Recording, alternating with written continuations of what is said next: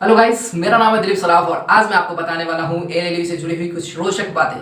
अगर आप एलएलबी करने के बारे में सोच रहे हैं और आपके मन में ये चल रहा है कि एलएलबी करने के लिए एज लिमिटेशन की क्या क्राइटेरिया या क्या रूल रेगुलेशंस फिक्स किए गए हैं, तो आज मैं आपको उससे जुड़ी हुई पूरी जानकारी देने वाला हूँ। साथ ही हम जानेंगे कि अगर आप एलएलबी कर लेते हैं और उसके बाद स्टेट बार काउंसिल में रजिस्ट्रेशन कराने के लिए आपको क्या फी पेमेंट करने होते हैं, उसके बारे में विस्तार पूर्वक जानेंगे कि कैटेगरी वाइज उसमें क्या फी स्ट्रक्चर पे करने होते हैं, एज के अकॉर्डिंग क्या फी स्ट्रक्चर पे करने होते हैं, और अंत में हम जानेंगे कि वो जो स्टेट बार काउंसिल से जो हमें लाइसेंस और सर्टिफिकेट्स मिलते हैं उसको होल लाइफ वैलिड कराने के लिए क्या करने होते हैं और उसकी प्रोसेस क्या है। तो बने रहिए मेरे इस पूरे वीडियो के साथ। आज का वीडियो काफ़ी रोचक होने वाला है। अगर आप एलएलबी करके जुडिशरी के क्षेत्र में अपना फ्यूचर सेट करना चाहते हैं तो दोस्तों बिना समय गंवाए शुरू करते हैं आज का वीडियो। सबसे पहले बात करते हैं एज लिमिटेशन के बारे में। दोस्तों अगर आप एलएलबी करना चाह रहे हैं और आपके मन में ये सवाल उठ रहा है कि एलएलबी करने के लिए क्या कोई गाइडलाइन जारी किया गया है कि एज के अकॉर्डिंग उसमें कब कैसे एलएलबी में दाखिला लिया जाए, तो मैं आपको स्पष्ट शब्दों में बताना चाहूँगा। इसमें आपको किसी तरह का टेंशन लेने की ज़रूरत नहीं है। आप किसी भी उम्र के हैं, किसी भी कैटेगरी में आते हैं, आप जब चाहे तब एलएलबी की पढ़ाई कर सकते हैं। ऐसा कोई रिस्ट्रिक्शन इसमें नहीं है कि आपका एज लिमिट अगर क्रॉस कर जाता है तो आप एलएलबी की पढ़ाई नहीं कर सकते हैं। हाँ, कुछ कॉलेजेस या कुछ यूनिवर्सिटीज़ के अपने कुछ रूल रेगुलेशन होंगे तो वो मैं आपको नहीं बता सकता हूँ, लेकिन मैंने अधिकतर ऐसे कॉलेजेस, ऐसे इंट्रांस टेस्ट और साइट्स के बारे में विजिट किया है जहाँ पर मेनली एज रिस्ट्रिक्शंस से संबंधित कोई इम्पोर्टेंस चीज़ें देखने को नहीं मिली है मुझे। तो इसीलिए आप जब चाहें तब एलएलबी की पढ़ाई कर सकते हैं। लेकिन अगर आपको जुडिशरी में अच्छा फ्यूचर बनाना है तो आपको सही समय पर एलएलबी की पढ़ाई करनी चाहिए और साथ ही इस पूरे समय का सदुपयोग करते हुए आपको इस फील्ड में उतरना चाहिए, क्योंकि एलएलबी की पढ़ाई यानी कि लॉ की पढ़ाई में आपको इतना कुछ जानना होता है, इतना कुछ पढ़ना होता है कि अगर आपके पास अच्छे नॉलेज नहीं होंगे, अच्छे संस्थान से आप नहीं पढ़ेंगे तो इस फील्ड में आप बेहतर नहीं कर पाएंगे।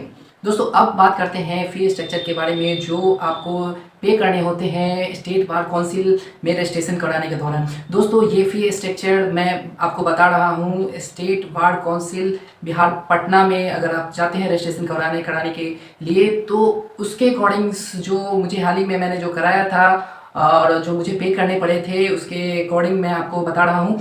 अदर स्टेट में कुछ इस फी स्ट्रक्चर से वेरी कर सकती है अमाउंट वगैरह, लेकिन जो state bar council of India का जो रजिस्ट्रेशन फीस होता है वो लगभग सेम होता है। स्टेट का जो फी स्ट्रक्चर होता है उसमें कुछ डिफरेंस आपको देखने को मिल सकते हैं।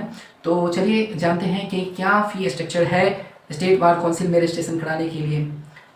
सबसे पहले बात करेंगे जनरल कैटेगरी के बारे में। जनरल कैटेगरी के जो स्टूडेंट्स हैं जो स्टेट बार काउंसिल में रजिस्ट्रेशन कराने जाएंगे तो उसमें उनको जो है इनरोलमेंट कराने के लिए पे करने पड़ेंगे। इसमें जो है enrolment fee of bar council of India में जो पे करना होता है वो 1200 रुपये का अमाउंट होता है। उसके बाद enrolment fee of Bihar state bar council का जो अमाउंट है वो है 4800 रुपीज़। और उसके बाद इसमें 3000 का डोनेशन पे करना होता है। उसके बाद सर्टिफिकेट जो आपके जमा होते हैं उसको जो वेरिफिकेशन प्रोसेस है उसमें उसके लिए आपको 3500 रुपीज़ यानी कि 3500 रुपये पे करने होते हैं। उसके बाद लाइब्रेरी डिपार्टमेंट में आपको जो है 2000 रुपया पे करने होते हैं। उसके बाद बिल्डिंग डिपार्टमेंट के आपको 2000 रुपये पे करने होते हैं। उसके बाद फोटोग्राफी के लिए 100 रुपये आपको पे करने होते हैं। यानी कि टोटल अमाउंट जो जनरल कैटेगरी में बिहार स्टेट बार काउंसिल में रजिस्ट्रेशन कराने के लिए आपको पे करने होते हैं वो है 16600 रुपये। इसके बाद हम बात करते हैं SC/ST कैंडिडेट के लिए उसमें क्या पे करने होते हैं। तो उसमें जो है कुछ अमाउंट डिडक्ट हो जाता है। इसमें जो है enrolment fee of bar council of India के जो अकाउंट में जो पे करने होते हैं वो 600 रुपया पे करने होते हैं। यानी कि जो 1200 रुपया जनरल कैटेगरी को पे करने थे उसके जस्ट हाफ इसमें पे करने होते हैं यानी कि 600 रुपीज़। और उसके बाद enrolment fee of state bar council Bihar Patna में आपको भी हाफ पेमेंट करना होता है। इसमें 2400 रुपीज़ आपको पे करने होते हैं यानी कि 2400 रुपया। डोनेशन आपको 1500 रुपया यानी कि 1500 रुपीज़ पे करने होते हैं। इसके अलावा सर्टिफिकेट वेरिफिकेशन के लिए 3500 रुपीज़ यानी कि 3500 रुपया जमा पे करने होते हैं। उसके बाद लाइब्रेरी डिपार्टमेंट को आपको 2000 रुपया यानी कि 2000 रुपीज़ पे करने होते हैं। उसके बाद बिल्डिंग डेवलपमेंट के लिए 2000 रुपीज़ और उसके बाद जो है इसे फोटोग्राफी करने के लिए आपको 100 रुपये पे करने होते हैं। यानी कि इसे आपको SC/ST अगर आप कैंडिडेट हैं तो आपको टोटल अमाउंट 12,100 यानी कि 12,100 रुपीज़ आपको पे करने होंगे। दोस्तों अब बात करते हैं कि आप अगर BC Annexure 1 के कैंडिडेट हैं तो आपको क्या फ़ी पे करने होंगे। तो उसमें जो है इनरोलमेंट फ़ी जो है बार काउंसिल ऑफ इंडिया का जो चार्ज है वो आपको इसमें 1200 रुपये आपको पे करने पड़ेंगे यानी कि 1200 रुपीज़। उसके बाद इनरोलमेंट फ़ी स्टेट बार काउंसिल बिहार के लिए आपको जो पे करने हैं अमाउंट वो है 4,800 रुपीज़।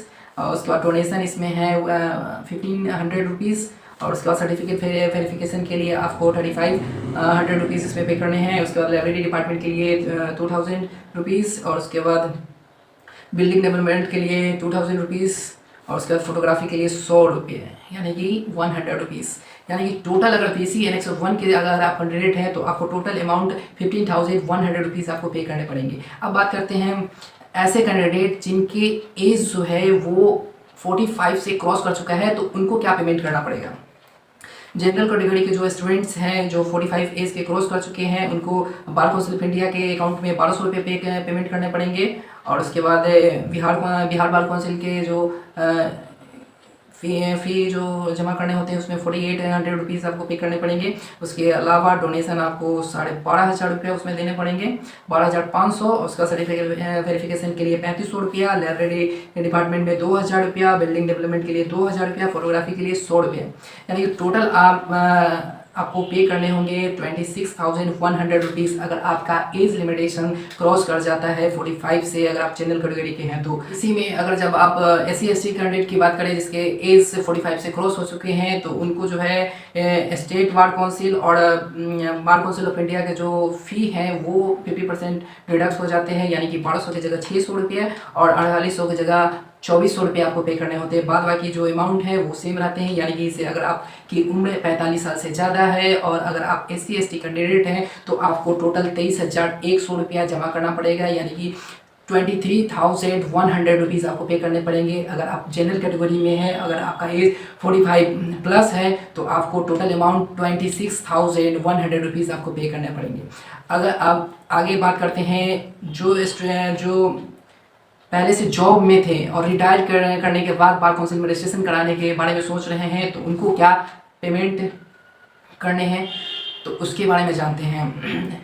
रिटायर्ड जो भी एम्प्लॉय है और वो स्टेट बार काउंसिल में रजिस्ट्रेशन कराने के बारे में सोच रहे हैं तो उनको, अगर वो जनरल कैटेगरी में है तो उनको state bar council of India के अकाउंट में 1200 रुपये पे करने पड़ेंगे। और उसके बाद स्टेट बार काउंसिल के अकाउंट में 4,800 रुपीज़ पे करने पड़ेंगे।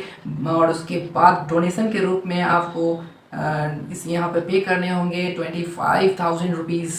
उसके अलावा आपको सर्टिफिकेट वेरिफिकेशन के लिए 3,500 रुपीज़। और उसके बाद लाइब्रेरी डिपार्टमेंट के लिए 2,000, बिल्डिंग डेवलपमेंट के लिए 2,000, फोटोग्राफी के लिए 100 रुपीज़। यानी कि टोटल जनरल कैटेगरी में आप रिटायर्ड एम्प्लॉय हैं और स्टेट बार काउंसिल में रजिस्ट्रेशन कराने के बारे में सोच रहे हैं तो टोटल अमाउंट आपको 38,600 रुपीज़ आपको पे करने पड़ेंगे। साथ ही अगर रिटायर्ड है और SC/ST कैटेगरी में आप आते हैं तो आपको उसमें 50% जो स्टेट बार काउंसिल है और बार काउंसिल ऑफ इंडिया की जो फ़ी है उसमें 50% का डिडक्शन आपको देखने को मिल जाता है। यानी कि 1200 की जगह 600 रुपया और 4800 की जगह पे 2400 रुपया आपको पे करने पड़ेंगे। बाद बाकी जो अमाउंट है वो फुल पेमेंट आपको करनी पड़ेंगे जो मैंने बताया आपको। यानी कि टोटल अमाउंट आपको 35,600 आपको पे करने पड़ेंगे अगर आप SC/ST कैंडिडेट हैं और रिटायर्ड होकर स्टेट बार काउंसिल में रजिस्ट्रेशन कराने जा रहे हैं। तो अगर आप रिटायर्ड है और जनरल कैटेगरी में आते हैं तो 38,600 रुपया आपको पे करने पड़ेंगे।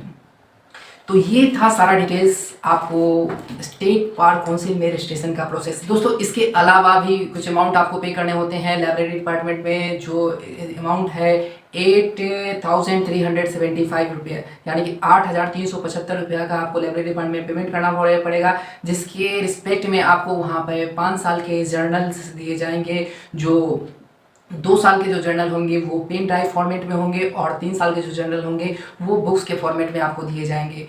जब आप रजिस्ट्रेशन का प्रोसेस फुलफिल करके आप वहाँ से लौटेंगे तो उसके बाद जो अप्रॉक्स 30 डेज़ टू 45 डेज़ का जो पीरियड होता है जो वो कंप्लीट हो जाता है तो वहाँ से आपको एक लाइसेंस इशू किया जाता है और उसके अकॉर्डिंग एक सर्टिफिकेट आपको प्रोवाइड किया जाता है जो 2 साल के लिए वैलिड होता है। उसके अंदर मैंने आपको वीडियो के शुरू में ही बताया था, वो सर्टिफिकेट्स आपको होल टाइम वैलिड करने के लिए एक प्रोसेस, एक प्रक्रिया है जो आपको कंप्लीट करना होता है। वो प्रक्रिया है AIV एग्ज़ाम्स को क्लियर करना। ऑल इंडिया बार एग्जामिनेशंस जो हर साल कंडक्ट कराए जाते हैं, वो एग्ज़ाम आपको क्लियर करने होते हैं। वो 100 नंबर के एग्ज़ाम होते हैं जिसमें 40 मार्क्स आपको ऑब्टेन करने होते हैं। उसको क्वालिफाई करने के लिए जब आप उस एग्ज़ाम को क्लियर कर लेते हैं तो आपके जो सर्टिफिकेट, जो licence issue state bar council से जो मिलता है, उसको लेके आपको स्टेट बार काउंसिल के ऑफिस में जाना पड़ता है। और जो आप एग्ज़ाम दिए रहते हैं वो सर्टिफिकेट्स और ये सर्टिफिकेट्स दोनों जो है आपको इससे